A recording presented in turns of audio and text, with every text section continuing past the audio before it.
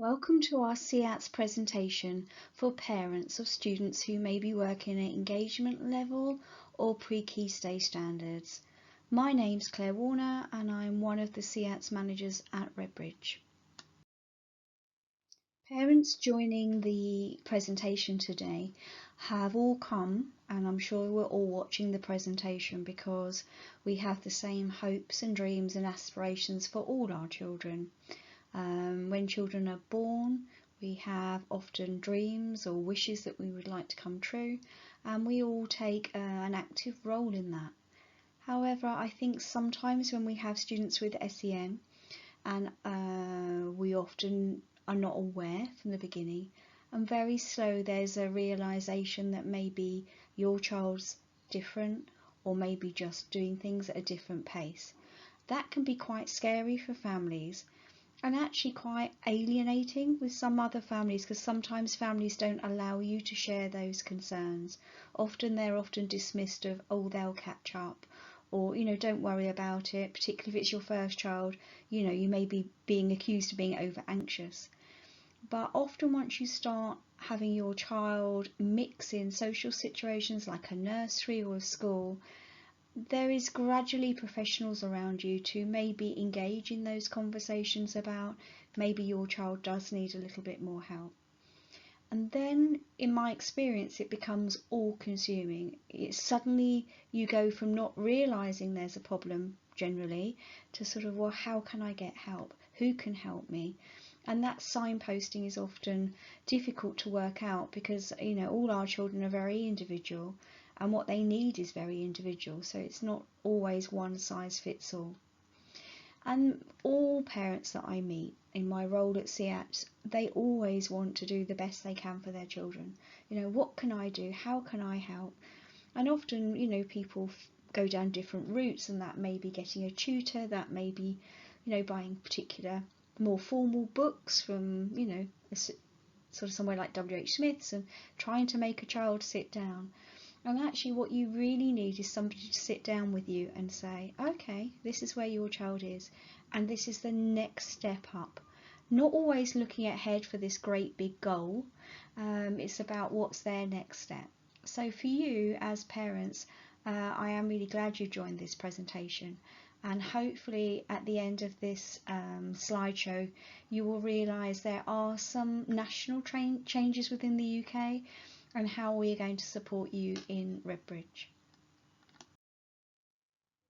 Parenting any child is a joy and an absolute privilege and a pleasure, and I think all children, whether they have special needs or not, bring their own particular set of challenges. Now that could be a child that doesn't sleep, it could be a child that doesn't stop talking, it could be a child that doesn't talk at all.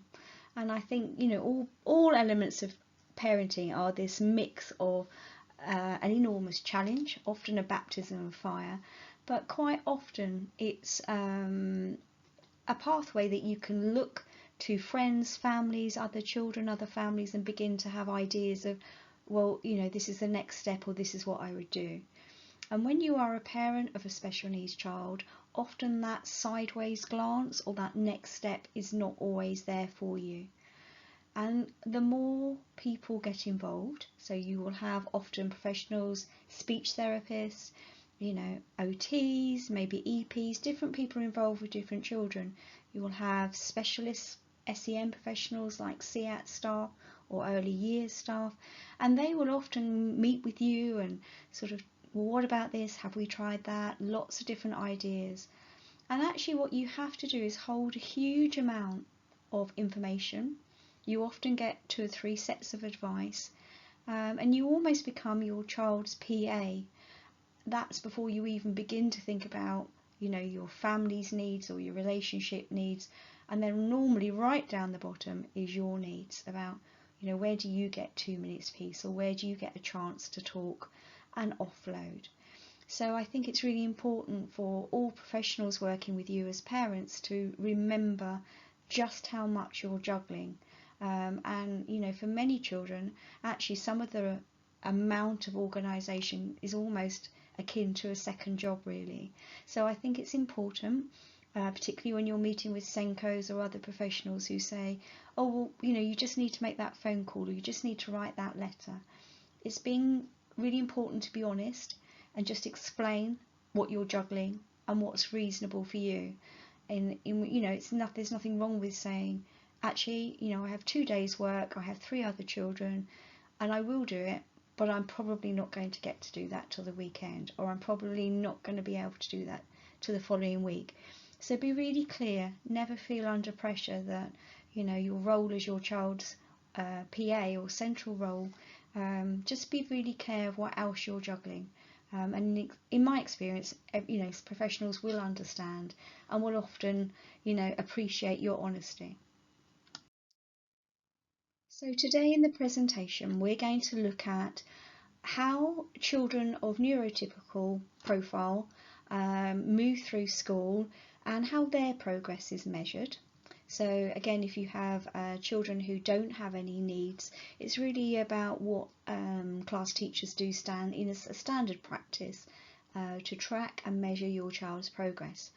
And then the majority of the presentation is really if your child's not ready for that scale. So the beginning of those sort of scales are things like to be able to write your name, to be able to read 30 words, to be able to write a simple sentence. And you may be watching this thinking, well, my child's not even speaking yet. What happens to my child in a mainstream school? How do they measure progress? And that's really what we're going to look at today. We are going to also talk about 2 systems that are coming in legally in the UK from September 2021, and they are called PreKey Stage standards and the engagement model. Sometimes you see it and they're linked to be the same thing, and they're not. They're 2 different things, and we're going to ensure at the end of the presentation you are able to understand the difference and probably where your child fits within this new scheme. So within the UK school system, generally schools have a really robust assessment process.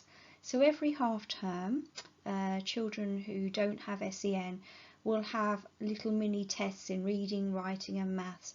Now, a lot of the time they're very subtle and children won't even know they're being assessed or they're being tested. But their data is always held centrally in the school. And SLT senior leaders within the school will be tracking every child's progress, so they're looking for children to be on this pathway and moving forward.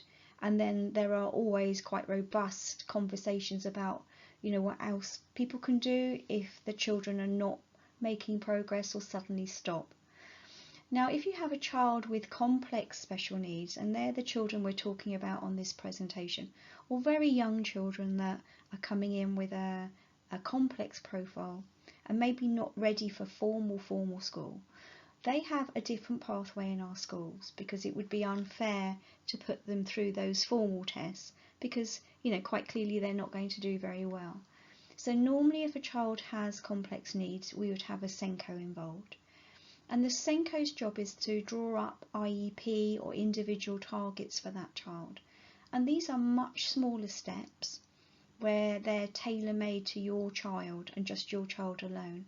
So it might be, to use symbols to communicate, to make a choice, to copy a pattern on a drum, those sort of smaller steps. And those steps are still reviewed in line with everybody else every half term as a minimum. Now, the Senko's job is to draw those targets up with your input, and together you come up with some that you feel are, valid and actually, valuable to your child. And some children find the larger mainstream environment really overwhelming, and often they can do some things at home and then they get to school where they're in an environment with, sometimes up to 1,000 other children, and all the noise and movement that happens around that. And sometimes they get to that, environment and they can't do it in that environment. So that's why it's really valuable for you to put your input in about actually can they do that at home when things are a bit quieter and more familiar. We do have children who struggle, and they struggle with certain things or, right across the board. And that would be the time that the Senko would be asking for outside people. So it could be, you know, the team from CIATS, it could be an educational psychologist, it could be a speech therapist, it would be other people then becoming involved with your child. Now, once that's happened, there is often a broader program or more specific areas that we're working on. It could be, if it's ourselves, we would come in and train up the teacher, train up the TA, work with you as a family. And there's often, you know, lots of very bespoke arrangements for your child. We would want you to be involved in those meetings and that planning. And sometimes that leads on to an EHC and sometimes it doesn't. And it's really around the level of need and provision that the child needs. So if your child needs something really bespoke and very frequently without the day, then they are going to be much more likely the children that are going to go on and be assessed for an EHC. So this is just an example of an IEP target. This is just a few targets I've pulled together, but it just has some suggested things that you might see on an IEP that gets sent home or you see in a planning meeting. And actually normally what happens is that, you know, Senko will call a meeting and they will have some ideas of targets, but it is really important that you put your input. Now it may be that you feel a target isn't, you know, it's not the most important thing for your child, and you know the most important thing for your child might be, you know, toilet training. And so it's about looking at the child as a whole. And then when we have a column on the right hand side looking at strategies and support, it's really around making sure that, you know, we work as a team to work out when are we going to work on this, what can you do at home to help, can you have the same material so you can practice at home. And it's about making sure that you understand the language school are using. Sometimes professionals in education aren't great and we use acronyms. So we'll suddenly say, oh, you know, we're going to do some, you know, precision teaching, or we're going to do this in this way. And actually sometimes when I meet parents afterwards, they say, well, I actually don't know what that means. And always speak up in the meeting and say, I actually don't know what that means. And at the end of the presentation, there is a link to our website, and we have a YouTube channel now.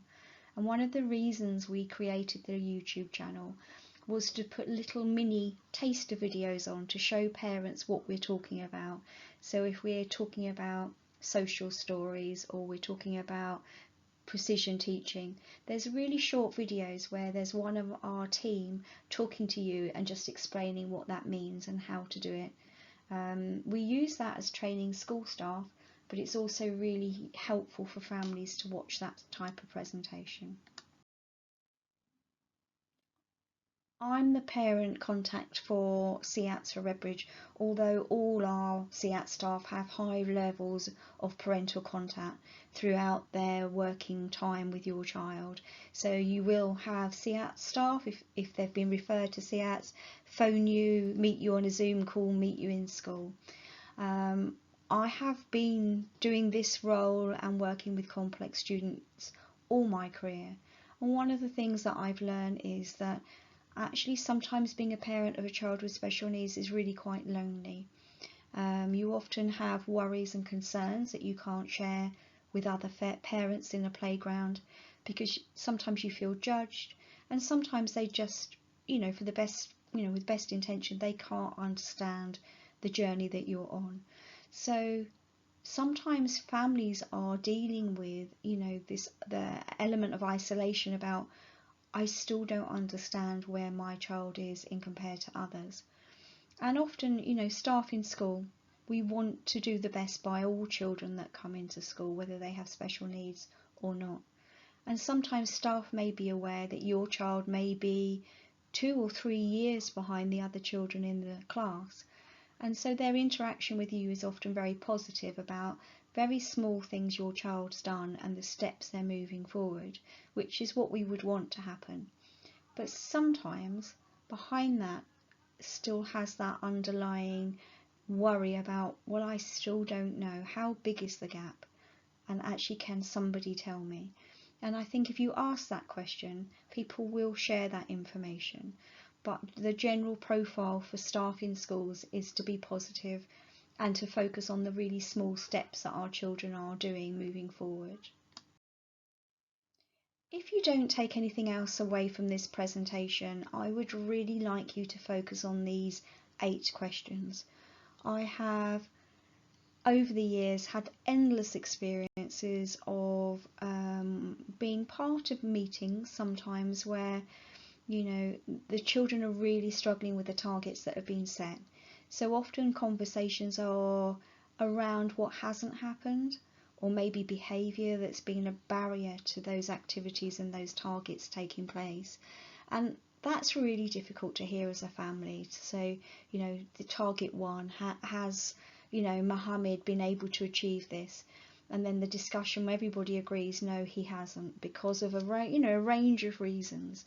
But actually to leave that meeting and think, actually my child hasn't done very well this term, or, you know, there's been lots of things to be worried about when I go home, is really difficult. And what I'd like all parents and families watching this presentation to do is to take a little bit of control within the meeting and actually say, because often, you know, the meetings go on and they say to parents at the end, have you got any questions? And sometimes by the time you've listened to quite a lot of things that are not always going too well, you actually generally just want to get out and you want to go home. And so what I'd like you to do is look at the questions that are on the screen and think about using those questions to maybe shape a different discussion in the planning meetings for your child. So I would be asking you to ask these questions. Which activities does my child engage with? What do they actually like doing when they come to school? What holds their attention? You know, what gives them joy? The next one I'd like you to look at is really, you know, we've talked about lots of different targets and maybe different strategies. Can you tell me as a school which ones have worked? Which ones do they engage with? And which ones are really, you know, are really not going well? So we can begin to focus on interventions and strategies that the child is engaging with. And then the next one is the most important on the page. How can we help at home? Can we have a second copy of the resources? Can you send me some videos home so I can watch, so I know what I'm doing? Can you share me some photos so I can see how my child sits when they do that activity, or how you organise that language activity? So always ask about what you can do at home. And then I think the other thing for me is really about focusing on the good and the success, is around how does my child's behaviour, good behaviour, get rewarded? Some schools have systems where they have Star of the Week, or, you know, they have points they earn to get bronze, silver and gold rewards. And for many of the children that we're talking about on this presentation, that won't mean anything. So it's around asking the school, how does my child know when they've done well? And, you know, and get that reward. I think another really important question, and that's often really difficult to answer when a child has endless interventions that have been recommended. So, you know, a speech therapist will recommend this, an OT will recommend this, CATS will recommend something. And it's about making sure, as well as all the therapeutic and the educational targets we're working on, does your child actually have some friends at school? And do they find that easy? And if not, you know, what are we going to do about it as a group? Because you could have your role. It might be that the child has a particular friend or somebody they enjoy being with, and then if you know that name, then maybe again you could arrange a play date or set up a scenario they can meet in the park. The next area I'd want you to focus on about asking staff, well, what's the biggest success they've had? Now, for some of our children, it could be perceived as being tiny. It could be that they remember the sequence to come into school, take their coat off, hang it up and sit down and follow that routine. And for some children, that's an enormous step forward. Other children, it would be to actually tolerate other children being next to them. and to actually be able to sit for 2 or 3 minutes without an adult directly supporting them. So the challenges and the successes will be different for different children, but I would always ask that question. Next, what I would be asking for all parents to ask in terms of school is, okay, that's great, I've got the feedback from this term, so what's the biggest challenge for my child coming ahead? And I'm very aware that I'm currently recording this in June, July, and so for most children, transition, whether that be to a new class, new TA, or even bigger to a new school, will be enormous for many of our children. So it's about asking what's going to be put in place. You know, can my child visit? Can my child meet the new staff? Can I have some photos so I can use during the summer holidays? Can I video a walk to the new class? Does my child know where his table and chair is going to be when he sits? So they're the sort of the things that I would be expecting a school to be telling you that they're going to put in place to the end of term. But even throughout the year, I think asking what the biggest challenge for your child is helps you understand just the challenge that your own child has going to school. And then last but not least, what I'd like you to ask is, how can we communicate together? How can I tell you what I've done at home? Because, you know, we may have a child that learns to ride a bike. We may have a child that plays beautifully with his brother or sister for 10 minutes and you were able to capture that on a video. So what platform can we use? I think obviously we're hopefully coming out the other side of the pandemic. We have got used to using things like Google Classroom, Tapestry, online sharing systems where we can share emails, share videos. So it's about asking your school, how can I show you what I'm doing and how can I see what my child's doing, particularly for those children who are non-verbal and can't come home and talk about their school day. So for the last, over 20 years, we have had a system in place in the UK for children who aren't ready to be on the national curriculum called P scales. And P scales were broken down into 8 or 9 steps, and they describe different skills that children could do at different stages. So P1 is sort of literally children being able to blink when they see something that flashes or is sparkly. So the absolute basic sort of sensory level of response. And then it goes all the way up to something like P4 or P5 would be able to, for a young person to look at a book, be able to clap hands when they see their favourite song. And then when we get to something like P8, it's about being able to say simple words, recognising characters in a story, a favourite story, because that's really where you're looking at them joining the national curriculum.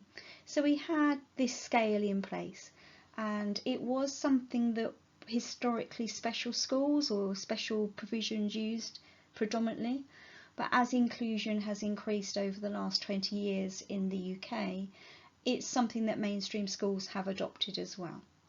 So this has been in place, but the changes that are coming in mean from the summer break these won't be used anymore in UK schools.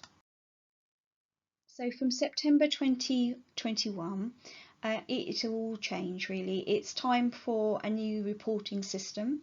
So there is no more P scales. So again, if you find yourself in a meeting at school and they're still talking about P scales in the autumn term, then you need to ask, are you going to be using the new language and the new model?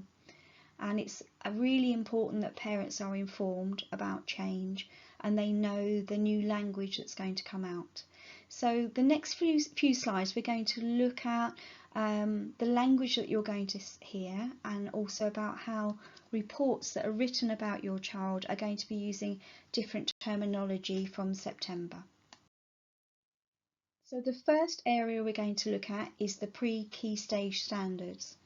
And this is for children who are below the national curriculum, but they're on their way. So I'm going to show you examples, but they are divided into 4 areas and 4 stages.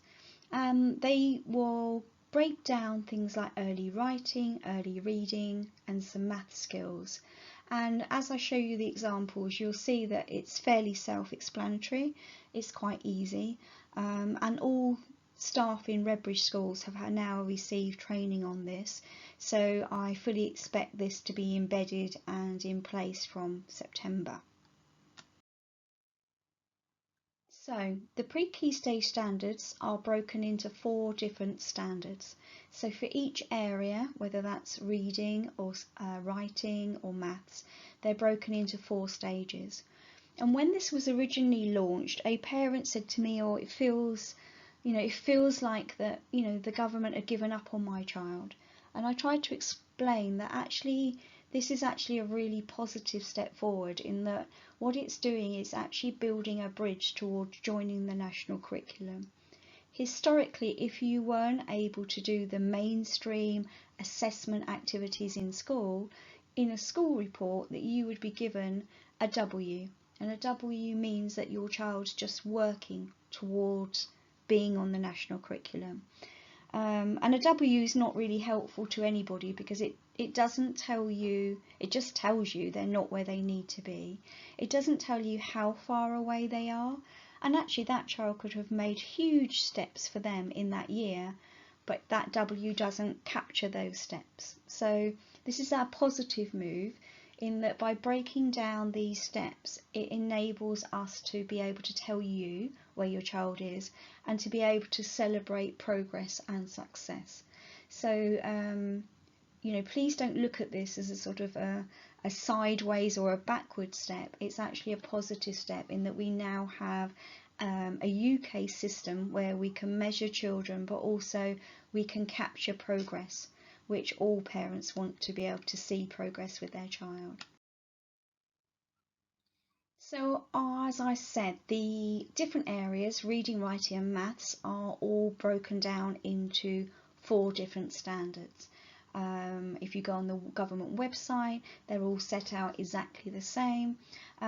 So when you're looking, whether it's reading or maths, the format is the same. So they're very easy to understand and really easy to access. As a parent, you can download them from the website and just have a look really about the steps that your child is going to need to move through. So from September, we would hope that schools are not going to be reporting your child as a W. What we would hope, if your child is working within the standards, that you would have a clearer picture of where they are. This isn't a sort of a race where you have to jump every hurdle at the same time. We all know children with SEN have a really spiky profile, so they'll be good at some things and they'll find other things incredibly challenging. So it may be that in the future, when you see a report for your child, they may be standard 2 in something like reading, but actually their handwriting, is behind, so they'd be standard 1. So we will see children that are working on a mixture of levels, but it gives you a much clearer picture as a family exactly where your child is, and then you can go and look up what's coming in standard 2 or standard 3, and then you have a firmer idea of what you need to work on to help your child move forward. So what I need you to take away from today is that there are 4 standards to progress through in the 3 different areas of the national curriculum. It's not a race. And what we don't want to do is teach children just to exactly that next standard, so they're not learning a broader curriculum. That's what we use to test them at the end of Key Stage 1 and the end of Key Stage 2, but we are not just teaching those individual skills, because number 1, that would give them a very narrow learning experience, but it would also mean life would be incredibly boring and repetitious for them, and that isn't what we want. So this government initiative is around assessment and giving you a clear picture about where your child is. The curriculum that your child accesses day to day will be much broader. So I'm just going to show you some examples of what a standard looks like. So this is the first stage, so the easiest stage for writing. And they've been very clever really in that they've split writing up. So they've got the skill of being able to compose and have an idea about what you want to say. So in this example, the young person has to be able to add in a word to complete a sentence. So we are going to the park, the beach, the zoo. Now, if your child is non-verbal, they can still compose. We have students that have remained non-verbal all their life, but they end up being able to compose really advanced pieces of writing. So in that situation, we would give them a range of symbols or a range of pictures to choose from, because we still want them to be involved in that creative composition of a story or a sentence. They've split it up so that the actual physical skill of writing is separate, which is really useful because we have some students that find the actual physical act of writing incredibly challenging, but their literacy skills move on at quite a pace. So I think it's really helpful that they've been able to split it up. So as you see, on the really easiest level, we're looking at the child needs to be able to draw lines or shapes on some paper or in the sand. So a relatively easy introduction into the curriculum. So this just gives you the next stage, so you can begin to see that there is some progression in what we need children to be able to do. So if you just look at the writing example, to be able to achieve standard 2, they have to be able to write 10 letters from the language, English alphabet. So it jumps up, but it's not huge jumps that we would see within the traditional national curriculum in the UK. So this gives you an example of standard 3 for maths. As you can see, maths is a very broad subject, so young people need to be able to do a range of skills to be able to achieve a standard and move forward. And that's why we don't want children focusing on just one skill. To be able to count is amazing, but if you can't look at 6 counters on a table and know it's 6 without being able to touch them, then you're not going to be able to progress further later on. So we do need children to have a really broad experience of learning, but when we come to assess them, this gives you an idea of some of the things that we'll be looking at. So really, in terms of the PreKey Stage standards, I generally think they're very straightforward. You can download them off the government website. I think most school websites will begin to signpost to them next term, but they seem very straightforward, very simple. There is occasionally information around if you're really stuck between, is it a level 2, standard 2 or standard 3, then they give you an example assessment activity to do with the child to help you make that decision.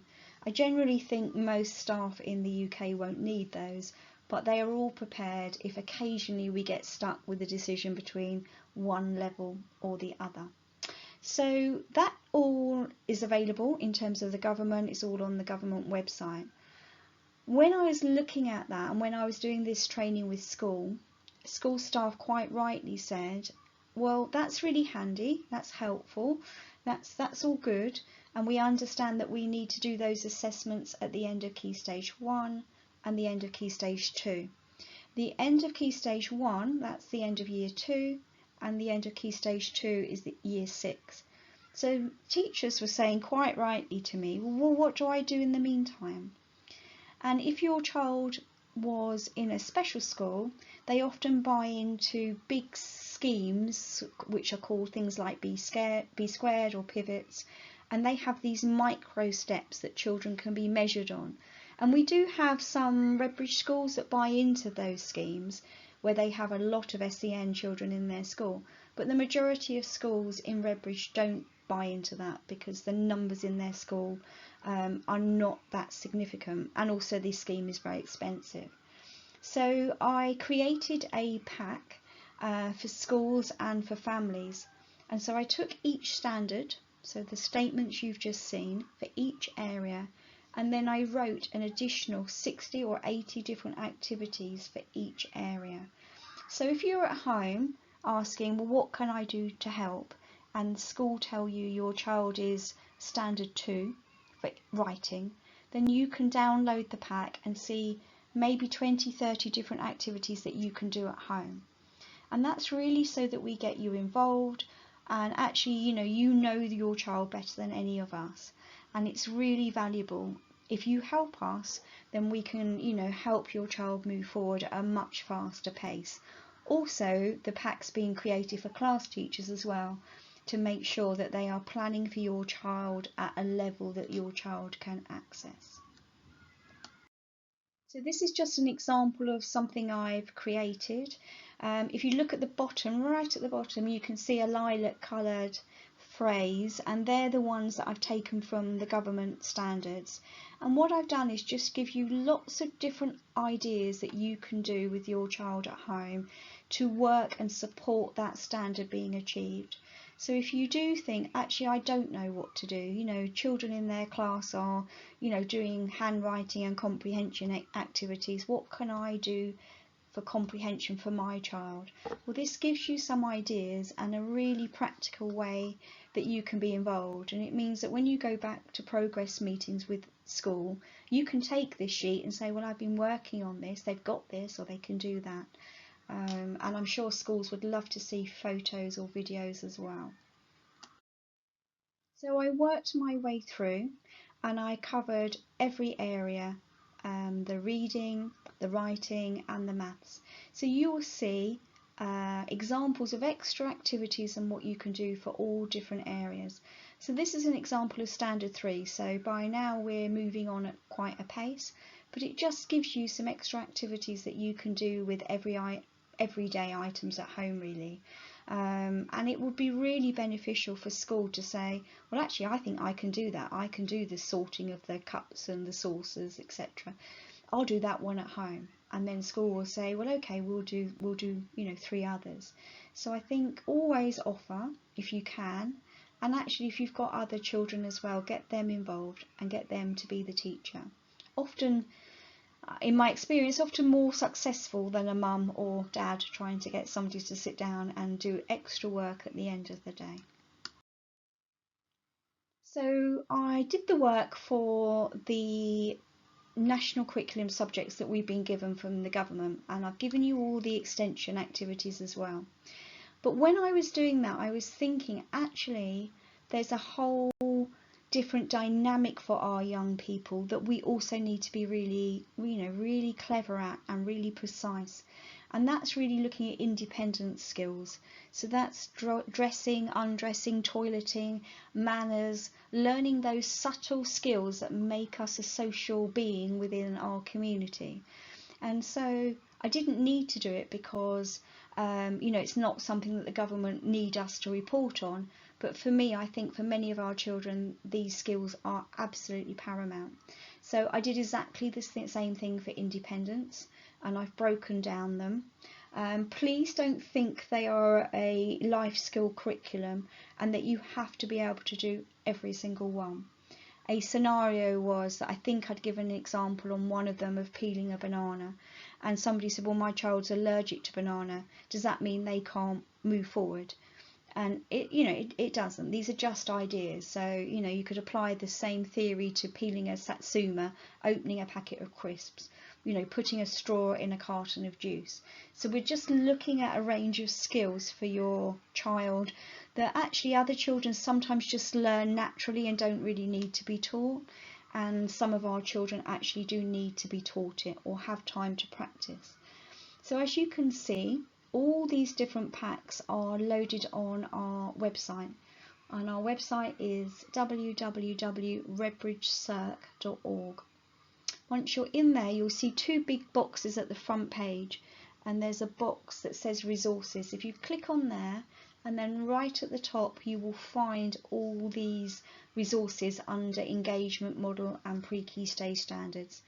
They're free for everybody to download and print off. And again, if you have other families that you're aware of that aren't in Redbridge that may benefit, please feel free to share the link. It's a free resource for everybody. So make sure you've taken the email address down. This is our live website. Resources get uploaded all the time, and once you go into the resources section, you'll realise it's truly enormous. So there's information from everything from, you know, the best apps to use with your child, to, you know, social stories, to symbols, to, you know, learning how to study for A-levels. So it's a huge resource.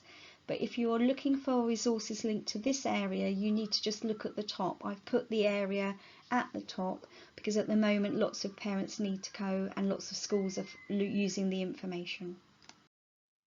So we've looked at what happens if your child is beginning to learn, numbers, is beginning to understand sounds, and those children would really fit under the pre-key stage standards. But I'm really aware that some of you watching that will be quietly thinking, well, that's not my child. My child's just not ready for any of that. My child's not speaking or not engaging, or there's very challenging behaviour in terms of attention and focus. You know, I can't get my child to sit down. How am I going to get them to work through these standards? And again, we have a second model that's coming in September, and it's just for those children, and it's called the engagement model.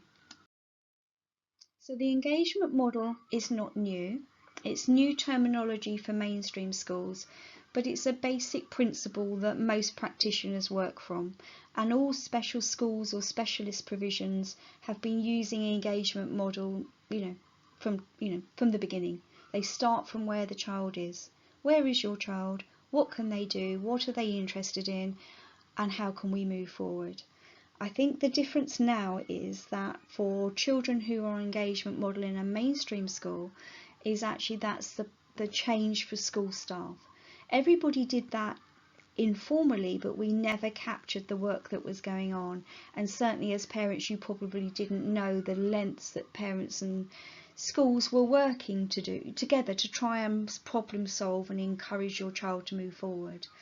Most children who are on the engagement model will need specialist input like CATs, like speech therapy, Senkos. There will be, specialist staff working with your children. The class teacher has a key role and the Senko. But as you see, I've made the family arrow a bit bigger because, you've been with your child from the beginning and you know your child better than anybody else. So it's really important that you input into, triggers that the child doesn't like, won't tolerate. And we need to make sure school staff listen and learn, and then we take your views, we share our equal challenges, because sometimes your child is very different in a mainstream school, they find it overwhelming, and sometimes we see behaviours in our school because it's just so different from home. And I think that's probably going to be even more of a bigger picture in the next year, because many children have spent a large proportion of time at home with their family and not being used to mixing with crowds and big groups of people. So where do we start with engagement model? We need to start with you. We need to know from you what makes your child tick. What does your child like? What can they do at home? What are their particular interests? Lots of our children with complex needs have very, very developed interests with certain things. And over my career, they've been a range of things. Literally from a box of a soap washing powder box became an obsession, to a young man that was able to map the entire road system across the UK, to things that are music, rhythm, numbers, etc. So we need to know what are their passions, where do they place their interests in when they're allowed to choose at home. So on my slide I've got mums and dads, we need you, but I'm very aware that our young people are often part of a much wider community. So you may have an auntie or an uncle, you may have a grandparent, you may have a sibling who just gets your child and they've got a special bond. And again, we would like to have their input, get them to write an email, do a little video, take some photos to share their interaction and their approach. Our young people are very much part of the community, and we need to make sure we hear from the people that understand your child, because that will help any transition into a new class or a new situation much easier for your child. So children growing up, development, school, learning, and even parenting. If you follow social media or you stand in the playground, a lot of the time it can feel like a competition and it can feel like a race. I have had the real privilege of working with a range of children with incredibly complex needs over my career, and I've always said to every family, we have our lifetime to learn and we have a lifetime to gain skills. So this isn't a race, this is about us as a group, as a team. I'm going to call the child Ibrahim, so Team Ibrahim, that's family, professionals and school. We need to work as a team around Ibrahim to work out at this moment in time, what are the 3, 4, 5 areas that are most important for Ibrahim? What do we think he needs to learn? And that's really what will drive the planning in the autumn term. And it's not going to be always linked to literacy or numeracy. There will be elements of that, but it's about where your child is. So if your child is really struggling to sit on a carpet with other children, then we need to work on attention, focus and following the instructions, because your child isn't ready to be on the carpet, and that's why we're seeing some of the behaviour. So it's really around that team, around that young person, and coming up with that discussion about what is actually the most important thing for that child at this time. So if you have a child with really complex needs, we would expect there to be regular meetings with school, and we would expect you to be and have an equal part in those meetings. I think when you leave school after the meeting, you want to know what everybody's working with. So which new targets are we working on? Are you happy with those? Do you understand how you can help at home? So how are we actually, what does that look like? So we're going to work on sitting still for 5 minutes. What does that mean? Are we going to use a particular activity? How are we going to work on that? And then I think we all have to have a very honest conversation about, well, how's that happening? Can you tell me what that looks like in school? Where does Ibrahim go and have that lesson? Who's going with him? Are other children involved? And actually, what does my child do when the lesson actually happens? Do they take part? Are they interested? And then the last part is always, an important question to ask when people are saying, they're not able to do whatever we've agreed. So what's going wrong? Where's the barriers? Is it that they're in the class and they're being distracted? Is it that they don't know the activity is going to change? Is it that the target's wrong? So we need to have that conversation as a group with the Senko or whoever's leading that meeting. So from September, if your child isn't on the national curriculum levels, there is something for your child. They will either now be on PreKey Stage standards, or if they're not ready for that, they will be on engagement model. So there is no system in the UK now that won't capture your child's progress and be able to report back to you where your child is and the small steps they're making. Again, what we don't want to hear is that your child's just working towards, an enormous target that we all agree that they're a long way from. So we want to see these small steps. We want to understand how far across that bridge they are to the next stage. And I do see this as a really positive move for the UK. It's a shift for quite a lot of UK schools because they've not been used to reporting, and there isn't the best systems being provided by the government. But we have come up with the systems that I've shown you in Redbridge, and all Redbridge staff have access to free training at the moment. So I'm really hopeful in September this will launch, and I would hope to hear from you that you are involved to a higher level moving forward. So I'd like to thank you for watching the presentation today. For those of you, some of you won't know CIATS, so you just may have been sent the link to the presentation. CIATS is a really large team of very specialist teachers in Redbridge, SEN teachers, and we cover every area of SEN, from hearing impairment to visual impairment to cerebral palsy to autism to PDA to social comm and to SEMH as well. So we cover all areas and all ages. If your child's currently in nursery or reception, our sister service will support you. They're the early years service. If you have a child who has a particular sensory impairment, that's a hearing, vision or physical need, we will be involved from the beginning. And then CIATS will take over with children from as they move into year 1, so around this time in year 1. So again, if you don't have us involved and you'd like us to be involved, your SENCO can refer, and equally parents can refer, and you can find our referral form on the Redbridge Find website. If you just search CIATS, it will show you the link where the referral form is. I would encourage you always to talk to school and say, you know, if you are worried or you're concerned, you know, can we have outside people come and look? Can we have greater support for you as professionals? There is a range, a big team in Redbridge that can help schools.